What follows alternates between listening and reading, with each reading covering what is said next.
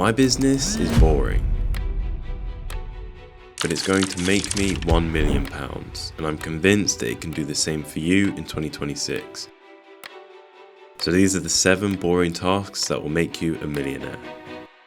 So in the corner, we're going to have a boredom meter. This is going to show exactly how boring I find each task, but it's also going to display exactly how important each task is to the running of the business.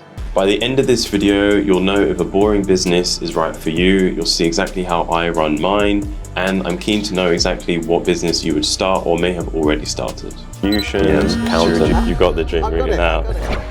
I run an accounting and tax firm, and don't worry, I'm not going to teach you how to start an accountancy practice, but the principles that we're going to go through can be applied to any traditional service-based business. Now, what we do is very simple. We help limited companies across the UK file their taxes, offer tax advice, and ensure that they're compliant with HMRC. In the next 12 months, we're on track to hit 7 figures in turnover, and this business is only a year and a half old. And yeah, I'm not doing anything flashy. After I run you through my 7 day-to-day tasks, I think you'll leave this video thinking I could do the same. Fastest way to go from 6 to 7 figures is to establish a front person for the business who is going to be known as the key person of influence. And that is exactly what these events and interviews helped me do in the finance and accounting world. And I consider it a bit of a treat. So this would involve things like going to events, being invited to interviews, and filming shoots with brands. Now, it can be quite high pressure and unpredictable, but the big benefit is that it gives me an opportunity to really build my credibility, and the impact this has for my business is tenfold because it helps us win over bigger clients and earn bigger retainers, which of course helps us grow. Now, I know you might be thinking, well, what if I'm not good on camera, not good at public speaking, or just introverted? Well, my question to you would be, if you knew that on the other side of that hurdle was the chance to build the business that you've always wanted, wouldn't you give it a go?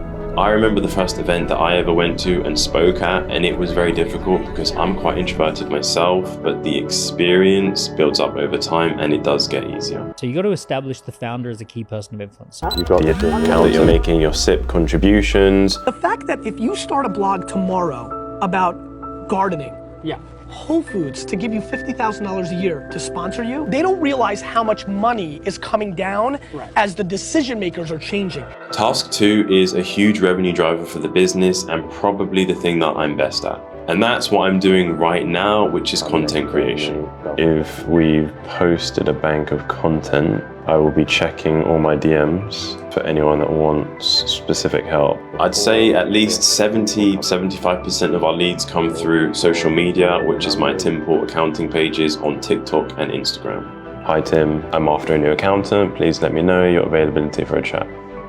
Works like clockwork. And the content itself isn't complicated or groundbreaking. It's free tax advice and genuinely valuable and practical tips that help our ideal customers. Here's 5 things to implement in your business before the end of the tax year. Just as simple as that, like you just make this stuff and now it just happens. Yeah, and so now what I'll do is respond, get a bit more information, and then I'll send him a calendar booking link, and then just like that, we'll get on sales call. For the first 2 years of my content journey, I was using nothing but my iPhone and the free version of CapCut. So if you want to know where to start, I'm going to have another breakdown video coming on that very soon. And because I've dedicated years and years of my life to making content, I know it can get very boring and repetitive, and even now I have videos that don't perform. I have times where it just doesn't work, but that is part and parcel of the game. And to be honest, you shouldn't expect it to be any different when you're starting out. And now, because my content and personal brand is such a key driver of revenue for the business, I'm not really in a position where I can just stop. If I stop, the business stops growing. This is what hard feels like. And this is why most people can't make it. Unfortunately, society celebrates the start and the finish. If you're running a marathon, it's like you sign up, you get your number, everyone's rooting for you, you raise a certain amount of money for cancer, whatever it is. And then at the end, everybody's hugging you, you get to say you ran a 26-mile thing. But the people who win are the ones who master the middle. At this point in the video, I want to give you a risk warning. As you get deeper into the mundane and difficult day-to-day tasks, there will be times where you start to ask yourself, was the business really worth it? How long did we spend in here today? Yeah, we spent all day in here. I can promise you it does not matter what industry you're in, 12 hours of meetings and emails is always going to feel like 12 hours of meetings and emails. You know, that's the name of the game. I'm not trying to do anything too extravagant. I just want to make sure that we move the needle and make good progress. If you're onto something that works, stick with it. You got the accountant. Yeah, 100%. This is where the money is made. What do you feel like you're currently not getting? I can promise you it's nowhere near as glamorous as the Wolf of Wall Street will make it look. What is it that your accountant at the moment provides for you? Because a lot of the work happens long before you get a prospect on a call. The first step to success with sales is qualifying your leads and narrowing down who it is that you work with. One of the biggest mistakes I made when starting my business was not qualifying who I was speaking to, and I wasted so much time on people that were never going to buy in the first place. Now I have a very clear Calendly process in place that collects information on prospects before they book a call to make sure that they meet our requirements. What I tend to do is block like a whole morning and just go through like call back to back to back. I let the prospect do 80% of the talking so I can diagnose exactly what their problems are in their current situation, and then I chip in with my 20% to explain how I can provide a solution. You got the accountant. One more chaser. I'm really good at a very simple and small amount of things, but because I've doubled down on that thing that I'm really good at, like I'm not good at English, maths, I'm not good at these things, but I've tripled down on the thing that I'm good at, and that's been enough for me in my career. So now you've closed a client, they've signed the contract, and the real work begins.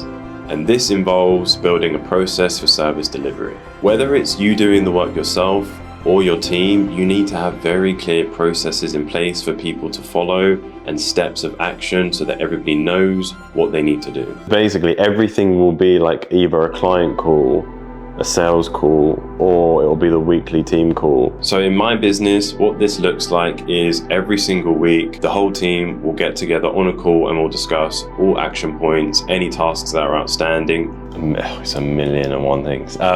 Any like client info that we need to request from like previous accountants for like new clients that we've got coming on board. It'll be going through like tax returns for clients that we need to send them out, discussing anything that the employees need help with, that the team needs help with. And we keep everything centralized on a software. Softwares like Monday.com, Trello, Asana are all great options to help you do this. After a sales call or after like a client catch up, me and the team will just stay on it and we'll then just like do our catch up then, rather than like scheduling time whereby we're taking like an hour out of the day to like chat through stuff that could be done over message. I cannot stress this enough. If you do not keep on top of your running tasks and to-do lists, all hell is going to break loose in your business. Organization and oversight are crucial in a scaling business, and it can be very tempting to leave team members to their own devices knowing that you've hired them to carry out the work that they're supposed to do. And someone might be really competent and capable, but if you're not giving them clear instructions on how you want things done, you are asking for trouble. If you fail on service delivery, your business won't last long. You should accountant like 2 weeks ago. I've built a lot of my success finding these truly gifted people and not settling for B and C players. Hiring to this day has been one of the toughest parts of building the business, and it comes with the most risk. The process of hiring is incredibly time consuming, from writing up job specs to interviewing, reviewing CVs, and at the end of all of that, it can take weeks and you may not find the right person. And the added difficulty is you might think you found the right person, you hire them, you go through the contracting stage, and then 6 months down the line, you realize that actually they're not a great fit for the role. And that can cost you more than just their salary. As a small business owner, one of the biggest challenges that you will face is that you're stuck doing everything. And that is why those first few hires are so important, because they allow you to stop spinning so many different plates and focusing on exactly what is important in driving the revenue up for your business. I found that when you get enough A players together, when you go through the incredible work to find 5 of these A players, they really like working with each other because they've never had a chance to do that before. You should accountant. What can you do? You got to get it done. The real definition of a CEO is a scary one. Problems that are so hard, even the smartest people you can't find can't solve them. They bring them back to you, and you have one job only, which is to deal with the worst problems that the smartest people that you know can't solve. Task 7 is by far the worst of all of them. And it's the hardest because it's the task where you step into the world of unknown challenges that a business owner just has to deal with on a week-to-week basis. And they often take you from working 9 to 5 to working 24/7. They are so unpredictable, you don't know when the challenges are going to arise.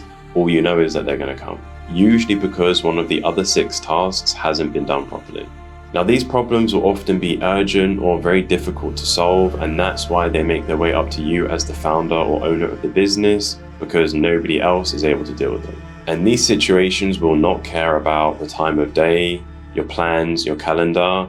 When they arise, they need to be dealt with, and that is the pressure that you take on as a business owner.